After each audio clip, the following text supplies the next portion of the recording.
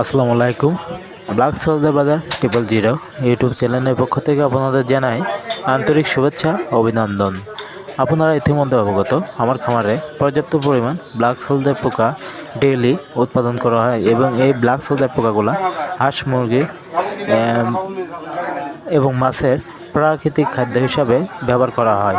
অর্থাৎ 10 থেকে 15 টাকা বা 12 টাকা উৎপাদন খরচে প্রতি কেজি ব্ল্যাক সোলজার পোকা উৎপাদন করে হাঁস, মুরগি, মাছের প্রাকৃতিক খাদ্য অর্থাৎ ফ্রি খাদ্য হিসাবে বা ফিডের বিকল্প খাদ্য হিসাবে এই পোকাগুলা ব্যবহার করতে পারবেন এবং এই পোকাগুলা মধ্যে যে পরিমাণ প্রোটিন রয়েছে ফিডের তুলনায় অনেক বেশি।